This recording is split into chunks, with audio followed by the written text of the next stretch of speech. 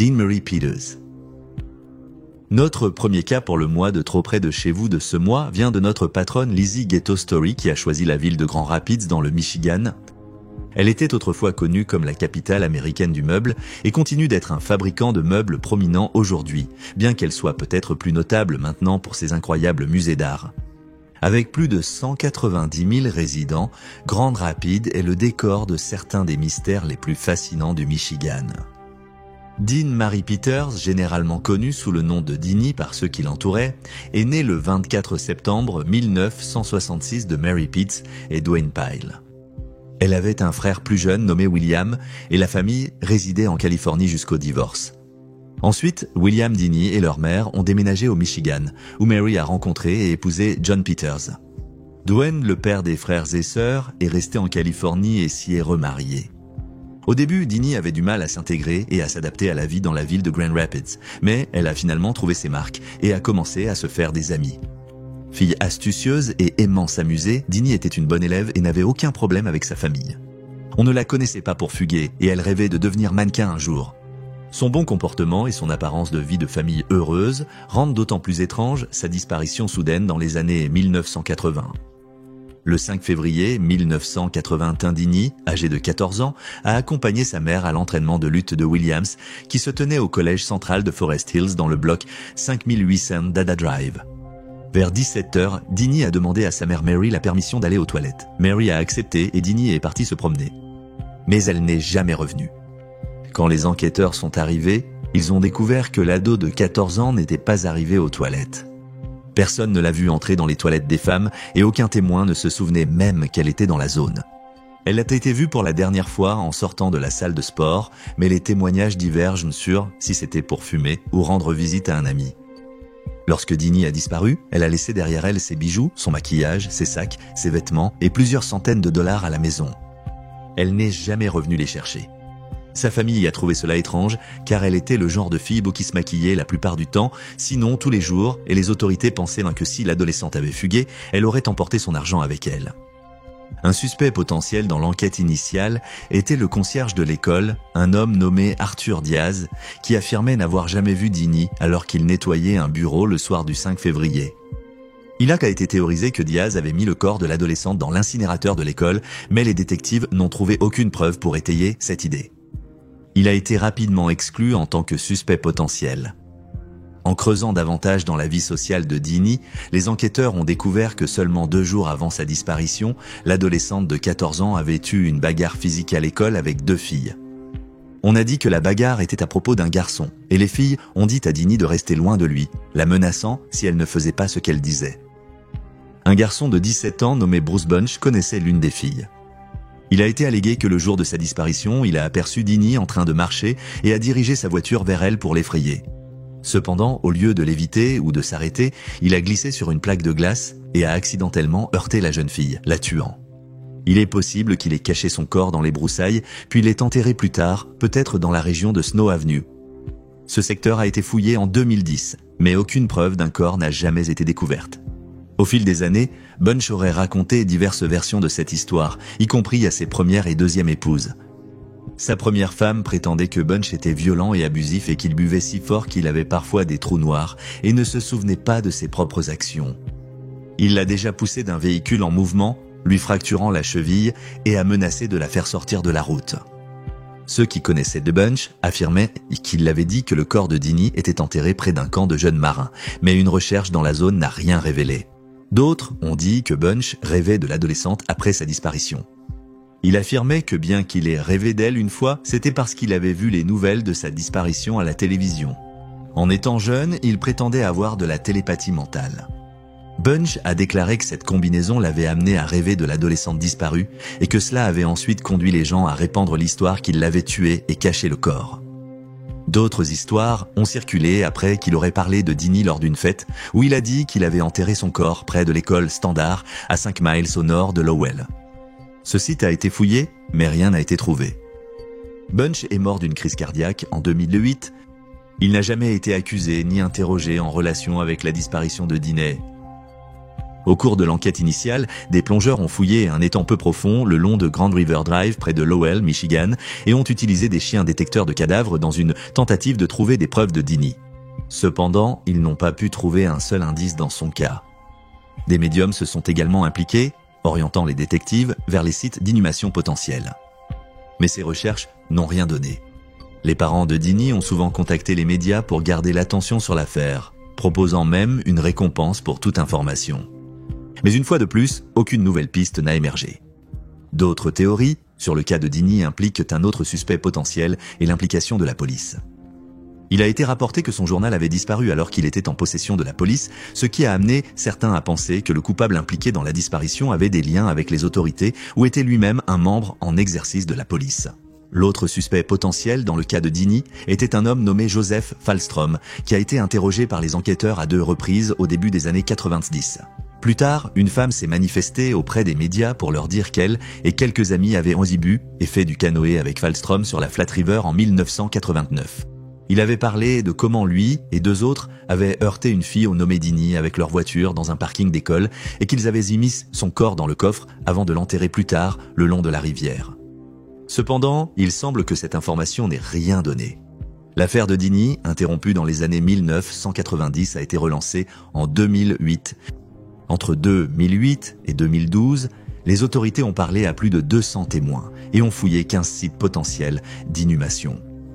Leur enquête les a menés dans cet état et les a aidés à établir les identités des individus vivant dans le quartier d'Ada Drive qui pourraient avoir des informations. Cependant, aucun d'eux n'a encore coopéré. En 2021, les autorités ont annoncé qu'elles pensent bien que Bruce Bunch était responsable de la mort de Dini. Cependant, ils n'ont jamais pu vérifier son histoire selon laquelle il l'aurait heurté par accident avec sa voiture. Les enquêteurs pensent qu'il y a plus de personnes qui connaissent la vérité de ce qui s'est passé ce jour-là, et ils pourraient aider à résoudre l'affaire une fois pour toutes. Une femme qui est censée avoir ces informations vit toujours dans la région et elle a échoué à un test de polygraphe. En juillet de la même année, James Douglas Frisby, âgé de 61 ans, a été accusé de parjure en lien avec l'affaire Dini. Il avait 21 ans à l'époque et avait un casier judiciaire remontant à 1978, bien qu'il n'ait jamais été condamné pour un crime. Il était soupçonné de mentir sur des informations, des connaissances et ou des déclarations qu'il a faites à la police à propos de possibles suspects ou témoins dans ce qui est, selon les documents judiciaires, un homicide non résolu. Il a été confirmé que le cas concerne Dini, mais on n'a pas encore révélé exactement sur quoi Frisby avait menti. Il aurait également, je cite, entravé délibérément et interféré avec d'autres témoins dans l'affaire. Il y a toujours une récompense de 25 000 $ dans l'affaire de Dini.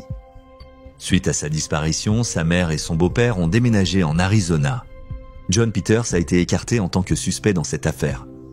Dini a été légalement déclarée morte en 1991, 10 ans après sa disparition.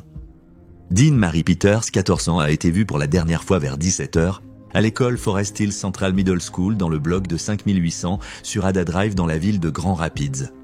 Des témoins l'ont vue quitter le gymnase, mais on ne l'a plus jamais vue ni entendue depuis. Dini est une femme blanche, aux cheveux bruns et aux yeux bruns. Lorsqu'elle a disparu, elle mesurait entre 1,52 m et 1,53 m et pesait environ 50 kg. Elle est fumeuse, a les oreilles percées et une marque de naissance sur le bas du dos. Certaines agences lui attribuent le nom de famille Pyle Peters. Elle a été vue pour la dernière fois portant une veste de ski marron, un sweatshirt rose, un jean Levi bleu de 27 à 32 pouces, des chaussettes blanches jusqu'aux genoux et une écharpe de couleur crème avec le mot ski écrit dessus en lettres marron foncé. Si Dini est toujours en vie, elle aura 55 ans. Si vous avez des informations sur sa disparition, vous pouvez contacter le bureau du shérif du comté de Kent au 616-336-3113.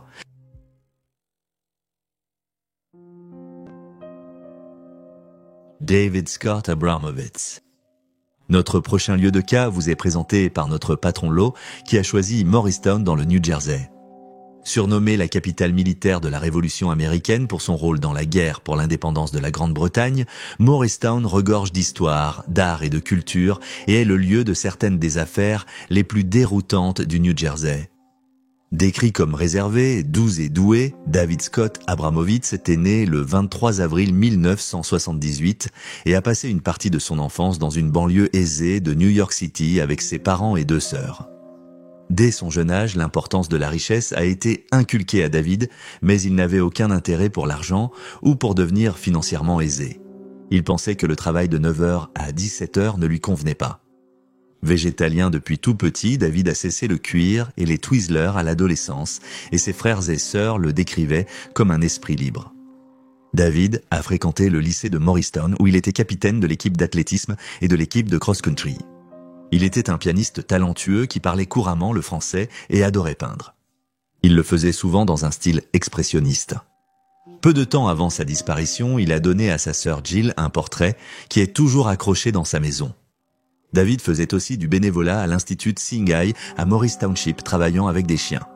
Il était réputé pour son amour de l'alpinisme, de la nature et des animaux. David a obtenu son diplôme de l'université Rutgers, New Brunswick, New Jersey en 2000. Pendant son séjour là-bas, il a fréquenté une jeune femme qui se souvient à quel point il était intéressé par le livre Into the Wild, un roman non fictionnel basé sur l'histoire de Christopher McCandless.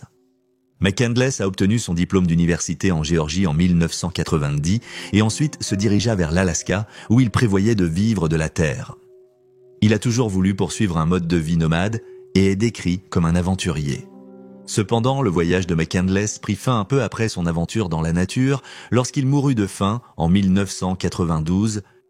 La petite amie de David a noté qu'il était un bon petit ami et qu'ils s'étaient séparés à l'amiable, tous deux exprimant le souhait de suivre leur propre chemin. David, 23 ans, a été vu pour la dernière fois le 3 mai 2000, quittant la maison familiale sur Bickford Drive, près de la frontière de Randolph. Il n'a jamais été vu depuis. Les enquêteurs ont découvert que son téléphone avait passé des appels ou les avait reçus depuis Burlington, Vermont, peu après sa disparition. La recherche de David a conduit sa famille et les détectives à Quetchi, Vermont, à 70 miles au sud de Burlington. Le jeune homme de 23 ans aurait parlé du gouffre là-bas, qui fait 165 pieds de profondeur un certain temps avant sa disparition. La famille de David a prospecté la région, allant de porte en porte et visitant à la fois les hôtels et les abris, à la recherche de quiconque ayant même un bout d'information. Des grimpeurs experts ont été amenés pour fouiller le gouffre. Cependant, il n'y avait aucun signe du disparu de 23 ans. David Abramowitz avait essentiellement disparu dans la nature. Ses sœurs, Jill et Stephanie, ont poursuivi leur quête de réponse dans l'affaire. Elles se souviennent que leur frère était déprimé à l'époque, Stephanie racontant à morristowngreen.com que c'est souvent sa dépression qui le poussait à fuir la zone, disant qu'il voulait être loin avec les animaux et la nature. Peu de temps avant que David ne disparaisse, il a donné quelques-unes de ses affaires et a retiré tout son argent de son compte bancaire. 3 jours après sa disparition, sa famille a reçu un appel de son meilleur ami, qui a dit qu'il venait de recevoir une lettre déprimante de leurs proches. Le projet Charlie qualifie cette lettre de suicide, bien que ses sœurs ne soient pas d'accord avec cette description après avoir parlé avec des experts du contenu de la lettre. David avait rendu visite à son meilleur ami en Californie pendant quelques semaines et avait ensuite écrit la lettre qui parlait de l'importance de leur amitié pour lui et combien il avait apprécié la visite. Il a aussi écrit de façon vague « Je pars ». Ses sœurs se souvenaient qu'il leur avait dit une chose similaire à peu près à la même époque. Il avait dit « Je pars à l'aventure, je dois comprendre les choses ». Cependant, David a refusé d'en dire plus à ce sujet. Le jeune homme de 23 ans avait essayé des médicaments pour traiter sa dépression, mais a constaté que cela supprimait son envie de peindre. L'enquête sur la disparition de David est au point mort ces dernières années. Son père est décédé en 2013, sans jamais savoir ce qui est arrivé à son unique fils, tandis que ses grands-parents, qui étaient encore en vie lorsqu'il a disparu en 2001, sont également décédés depuis sa disparition. Sa mère continue de vivre dans la maison familiale, tandis que ses sœurs spéculent sur ce qui a pu arriver à leur frère. Jill pense que David est dans le Vermont, tandis que Stephanie pense que son frère est au Canada. Toutes deux pensent qu'il est toujours en vie et vit une nouvelle vie hors du réseau, entouré par la nature, les animaux et les montagnes, l'endroit où il se sentait toujours le plus chez lui. Il existe généralement 3 théories sur le cas de David, qu'il a pris sa propre vie, qu'il vit heureux hors du réseau, ou qu'il avait prévu de faire ce dernier mais qu'il est depuis mort à cause des éléments ou de la faim, tout comme Christopher McCandless. Au sujet de la disparition de son frère, Jill a dit « C'est cette chose horrible où vous voulez une conclusion et vous voulez aussi de l'espoir. Vous vous accrochez à n'importe quoi. David Scott Abramowitz, âgé de 23 ans, a été vu pour la dernière fois quittant sa maison sur Bickford Drive à Morristown, New Jersey, le 3 mai 2001. David est un homme blanc aux cheveux bruns et aux yeux marrons. Il mesure environ 1,81 m et pesait entre 65 et 70 kg au moment de sa disparition. Il portait généralement un collier ras du cou en corde et il le portait quand il a disparu. Il a aussi un écart entre ses dents de devant et utilisait parfois le surnom Dave. S'il est toujours en vie, il aura 43 ans. Si vous avez des informations sur la disparition de David, vous pouvez appeler le département de police de Morris Township au 9 73 53 9 0777. Ton Truong, passant à notre troisième affaire, celle-ci est de notre mécène Anna qui a choisi la banlieue de Melbourne, Sunshine comme lieu. Commencée comme une ville juste à l'extérieur de la capitale de Victoria, Sunshine était connue pour abriter de nombreuses entreprises de de fabrication qui ont finalement commencé à diminuer dans les années 70. Maintenant, une banlieue résidentielle, elle abrite toujours de nombreuses entreprises industrielles et est un centre de vente au détail important. C'est aussi le site de plusieurs étranges affaires non résolues. Ton Truong, âgé de 43 ans, a été décrit par son frère Ty comme un larrikin stéréotypé. Il avait un bon travail en tant qu'ingénieur et était aimé de tous ceux qui le connaissaient, et on disait qu'il avait le monde entier devant lui. Les détectives qui ont travaillé sur le cas de cet homme vietnamien ont fait écho à ses sentiments, ajoutant qu'il était un homme de famille à peu travailleur. Le 23 février 2015, entre 5h et 5h25, Ton a été réveillé par le bruit de quelqu'un qui s'introduisait dans sa maison à Sunshine West. On pense que sa femme, qui était enceinte de 8 mois à l'époque, a dérangé l'intrus. Ton s'est précipité à sa défense, poursuivant l'invité non invité dans l'une des chambres à l'étage. Puis, des coups de feu ont retenti. Le tireur a fui la scène sanglante pendant que Ton appelait sa femme, lui demandant d'appeler les services d'urgence. L'homme de 43 ans, qui vivait en Australie depuis plusieurs années, avait été touché par 2 balles. Il est mort avant l'arrivée des secours. Le tireur aurait quitté les lieux en voiture qui était stationnée non loin de là. Le véhicule a été vu pour la dernière fois sur la circuit fermé de télévision se dirigeant vers l'avenue Fitzgerald. Les enquêteurs ont vite découvert le verre brisé à l'arrière de la maison, révélant que le tueur est entré par effraction via une fenêtre. À ce moment-là, on ignorait si Ton avait été pris pour cible ou s'il était la victime d'un vol aléatoire qui avait mal tourné. La police a envoyé des équipes d'officiers pour fouiller les environs à la recherche de toute trace du tireur ou de l'arme qu'il a utilisée. Ils ont vidé les poubelles en cherchant l'arme et ont fouillé la rue Allison et les environs à la recherche de tout ce qui pourrait aider l'enquête. Cependant, ils sont revenus bredouilles. Les détectives ont découvert que Ton avait récemment commencé à cultiver du cannabis dans une chambre à l'étage de sa maison. Sa famille a été surprise par la nouvelle et sa femme ne savait rien de tout cela. Elle a dit aux autorités que son mari lui avait dit qu'il décorait la chambre pour le nouveau bébé et qu'il voulait que ce soit une surprise. Elle est donc restée à l'écart de la pièce jusqu'à ce qu'elle soit prête. Suite à cette découverte, les enquêteurs ont émis l'hypothèse que l'installation de cannabis de cet homme de 43 ans avait attiré l'attention de 2 hommes qui ont été vus conduisant dans le quartier au moment de sa mort. Plus d'1 an plus tard, en décembre 2016, la police a déclaré penser que ce crime insensé a été commis par un associé d'un syndicat qui commettait des cambriolages aggravés dans des propriétés avec des cultures de cannabis dans les banlieues de Melbourne. Le journal australien The Edge a rapporté que le gang était fluide et pourrait contenir jusqu'à 50 personnes.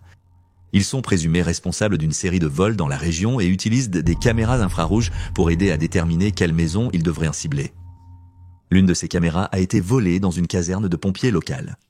En août 2015, la police a créé un portrait robot du suspect à partir de la description fournie par l'épouse de Ton. Il est décrit comme étant un homme blanc mince qui mesure environ 1,65 m avec des yeux verts. Il portait un masque facial bleu et une casquette noire. Cependant, malgré la création du portrait robot, cet homme n'a jamais été identifié. Un autre indice dans l'affaire est la berline de couleur foncée aperçue sur la vidéosurveillance en fuite du lieu. Les enquêteurs pensent que c'est soit une BMW 2 portes, soit une berline Ford Falcon. Les deux ont été vus dans la zone environ 45 minutes avant le crime, et les autorités s'intéressent à en savoir plus sur les conducteurs des 2 véhicules. Cependant, les conducteurs n'ont jamais été identifiés. On pense que Ton cultivait de la marijuana pour gagner un revenu supplémentaire, bien que sa famille ait déclaré qu'il gagnait bien sa vie et qu'il ne comprenait pas pourquoi il aurait besoin de cela. Les enquêteurs ont noté que le quadragénaire n'avait pas encore récolté une récolte. Il débutait tout juste la culture de cannabis. Son frère a dit aux médias « Mon frère a fait une chose stupide. Il a fait une erreur et pour cela, il a payé de sa vie. » Un mois après la mort de Ton, sa femme a donné naissance à la première fille du couple. Ils avaient déjà un fils de 3 ans qui était dans la maison la nuit du meurtre, mais qui, heureusement, n'a pas été blessé pendant l'épreuve. Selon la famille, la conjointe de 43 ans a eu du mal à reconstruire sa vie après le crime odieux et a subi un traumatisme durable à cause de l'expérience. La zone dans laquelle vivait le couple était auparavant connue pour être un quartier sûr et calme, mais les locaux ont déclaré qu'au cours des quelques années précédant la disparition de Ton, elle a acquis une réputation de violence et de criminalité. Le cas de Ton n'est toujours pas résolu.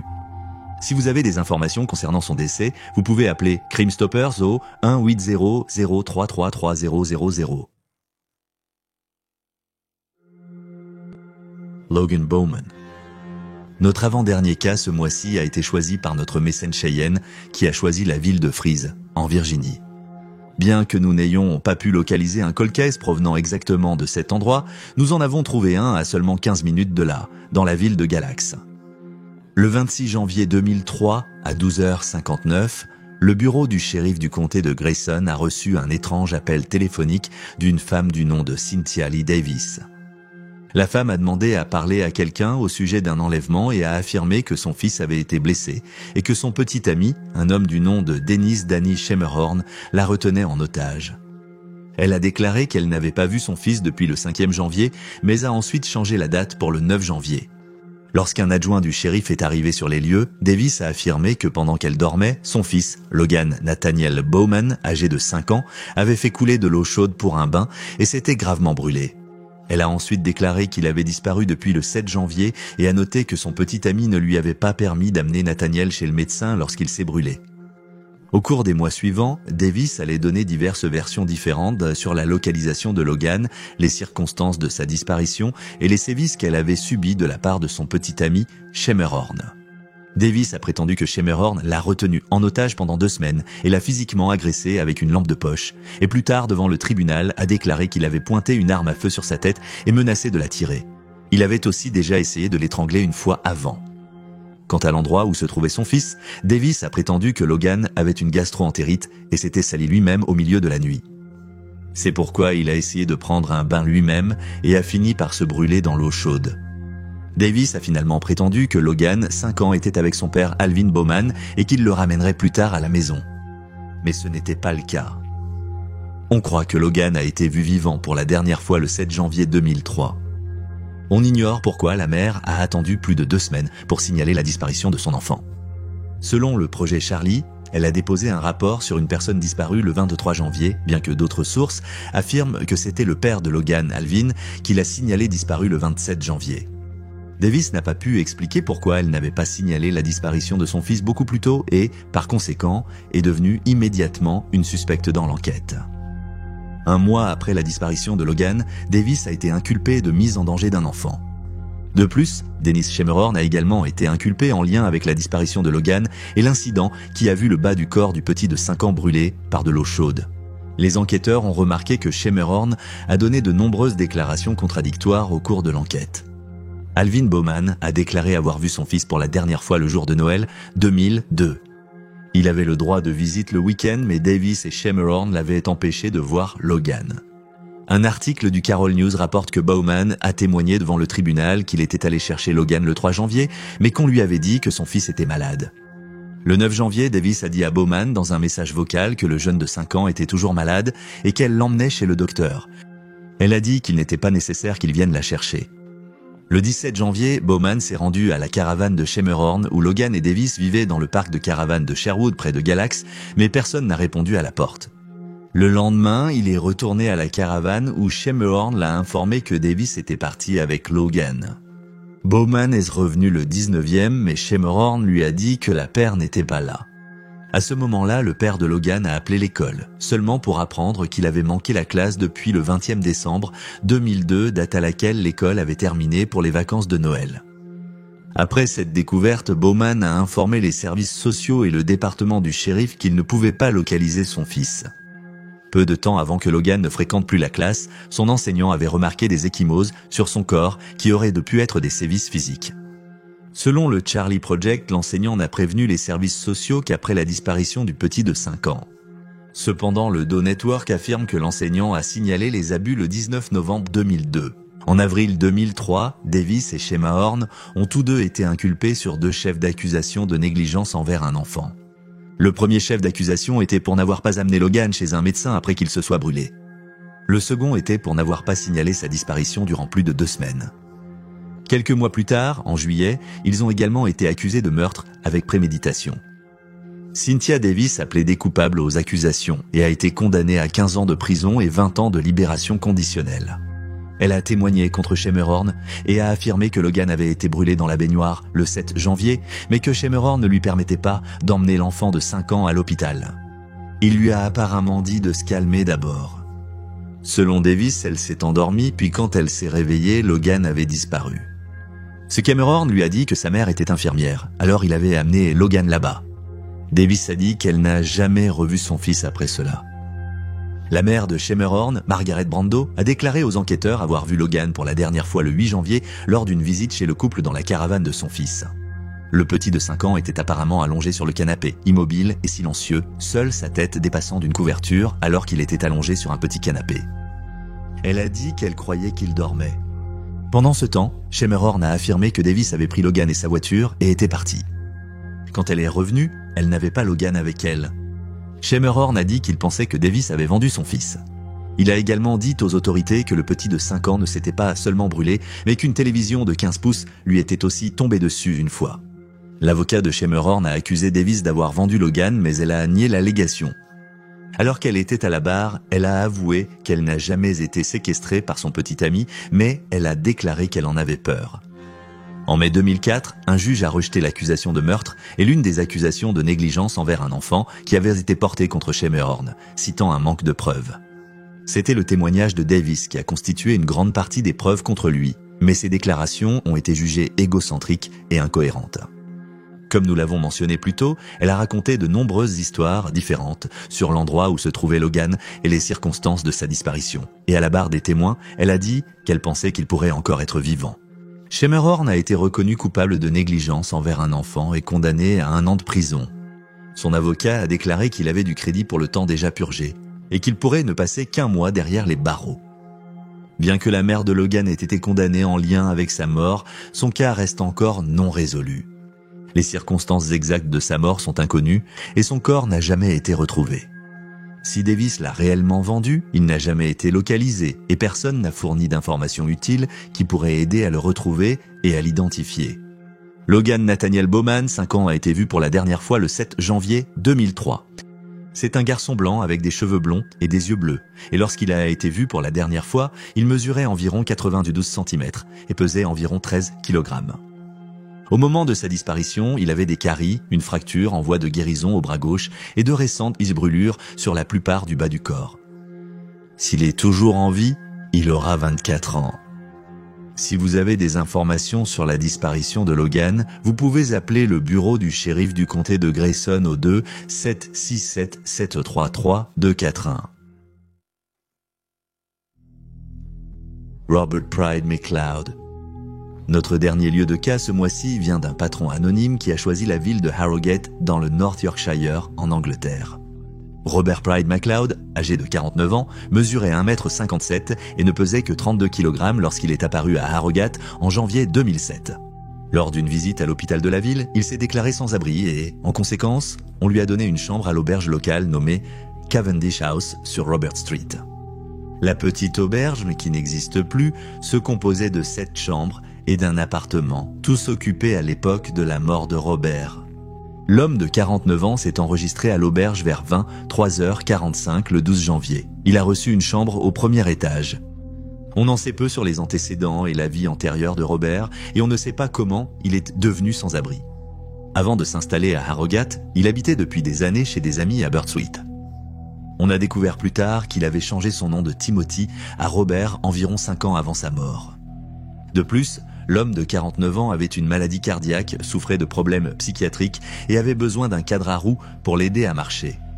3 jours après l'arrivée de Robert, le 15 janvier, sa chambre a été trouvée vide. Ce n'est qu'une semaine plus tard, le 21 janvier, que son corps a été retrouvé dans la cave de l'auberge. Il avait souffert d'une blessure à la tête après avoir été battu. Bien qu'il soit clair qu'il avait été assassiné, le médecin légiste, dégoûté que cet homme de 49 ans ait été laissé à mourir de manière si odieuse, a dû enregistrer un verdict ouvert, faute de preuves suffisantes pour prouver le contraire. On n'a pas beaucoup documenté l'enquête sur la mort de Robert.